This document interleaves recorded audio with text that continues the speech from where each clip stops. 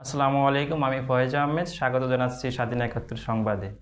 ভোলার লালমোহন ইসলামপুর বাজার সংলগ্ন নতুন মাছ ঘাটটি জেলেদের জন্য বাণিজ্যিক ঘাটে পরিণত হয়েছে। প্রতিদিন বিভিন্ন প্রজাতির মাছ ওঠে এখানে। তবে ঘাটে যাওয়ার রাস্তা ভাঙা থাকায় চরম দুর্ভোগ পোহাতে হচ্ছে জেলে ও ক্রেতাদের। ভোলা থেকে সাখাওয়াত হোসেন পাঠানো ভিডিওচিত্র দেখুন বিস্তারিত।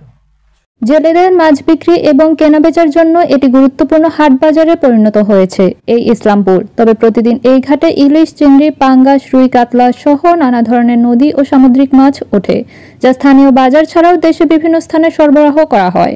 তবে নতুন এই মাছ ঘাটে যোগাযোগের ক্ষেত্রে কিছু সমস্যা দেখা দিয়েছে। জোয়ারের সময় ঘাটের সঙ্গে মূল বাজার এবং গ্রামীণ সড়কের সংযোগ বিচ্ছিন্ন হয়ে পড়ে, ফলে ব্যবসায়ী ও জেলেরা সমস্যায় পড়ে।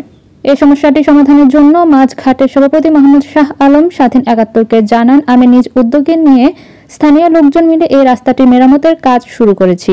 অস্থায়ীভাবে বাঁশ, কাঠ এবং ইট দিয়ে রাস্তা পুনর্সংযোগের ব্যবস্থা নেওয়া হয়েছে, যাতে মাছ ব্যবসা স্বাভাবিক রাখা হয়।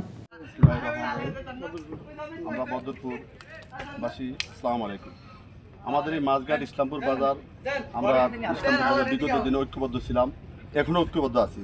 এই ঐক্যবদ্ধ থেকে আমরা এই মাছঘাটটা নিয়ে আমাদের অনেক বড় পরিকল্পনা। যেমন এখন আমরা যে রাস্তাটা করতেছি, এই রাস্তায় মাটি ফালানোর পর আমরা খোয়া বসাবো। খোয়া বসায় সুন্দরভাবে, যাতে মানুষের চলাচল করতে সুন্দর হয়, মানুষ আসা যাওয়া করতে পারে।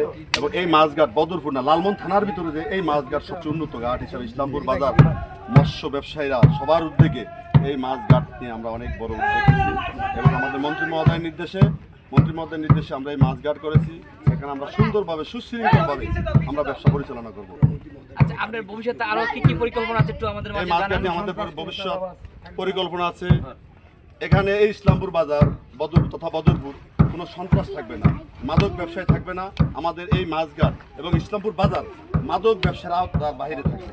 এবং আমাদের এই মাছঘাট নিয়ে আমরা এই যে পশ্চিম পাশের এখান দিয়ে আমরা সুন্দরভাবে ওয়াল করিয়া, মানে ফিলার করে উঠে সুন্দরভাবে, যাতে মাছঘাটটা ভাঙ্গে নদী, আমাদের তো নদীমাতৃক দেশ, আমরা এই যে আমাদের নদীর পাশে নদী, যাতে আমাদের মাছঘাটটা কোনো ক্ষয়ক্ষতি না হয়, সেইভাবে আমাদের বড় বড় পরিকল্পনা আছে।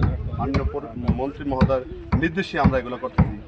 ইসলামপুর বাজার আচ্ছা, আমাদের এই মাছঘাটে যে একটা কল নাই, তো এই কল নিয়ে আপনারা কি পরিকল্পনা? আমরা এই কলের ব্যাপারে, টয়লেট নাই, হ্যাঁ, আমরা এই কলের ব্যাপারে মাননীয় মন্ত্রী মহোদয়কে বলবো এবং ইউনিয়ন পরিষদে আমরা দরখাস্ত দেবো। ইউনিয়ন পরিষদের মাধ্যমে যদি আমরা কলটা আনতে পারি, তাহলে আমাদের গাড়ির জন্য, আমাদের বাজারের জন্য একটু সাশ্রয় হবে এবং স্বার্থে। এবং মানুষ নাজিরপুর একটা মাছঘাট, ওইখানে অনেক মানুষজন একসাথে জমায়েত, তখন ঝগড়াঝাটি বাজে। এই জন্য আমরা আলাদা দুইটি ঘাট করেছি, ধরুন সবাই সম্মিলিতভাবে ঝগড়াঝাটি যে না হয়, সবাই ঐক্যবদ্ধভাবে আমরা এই ঘাট করতেছি। এবং কোনো মাদক, কোনো সন্ত্রাস, কোনো চাঁদাবাজ, কোনো ঝগড়াঝাটি থাকবে না। এবং হাফিজ সাহেবের ভোট বাড়তে যায় আমরা এই উদ্যোগটি নিয়েছি। স্থানীয় বাসিন্দারা জানান, এই ঘাটটি চালু হওয়ার পর থেকে অনেকে মাছ বিক্রি করে জীবিকা নির্বাহ করছেন। তবে আমাদের এই মাছ ঘাটের রাস্তাটি যদি সমাধান হয়ে যায়, তাহলে আমাদের এই মাছ ঘাটটি আরও বড় পরিসরে কার্যকর হবে বলে আশা করি আমরা স্থানীয়রা। মাছের সরবরাহ বৃদ্ধি পাওয়ায় বাজারে কিছুটা স্থিতিশীলতা এসেছে এবং ব্যবসায়ীরা আশা করছেন এই ঘাট থেকে ভবিষ্যতে বড় পরিসরে মাছ রপ্তানি করা যাবে। তাই ঘাটের ব্যবসায়ীদের ও জেলেদের একটাই দাবি তারা তুলে ধরেছেন, যাতে করে তাদের এই মাছ ঘাটে রাস্তাটি যেন উন্নয়ন হয়।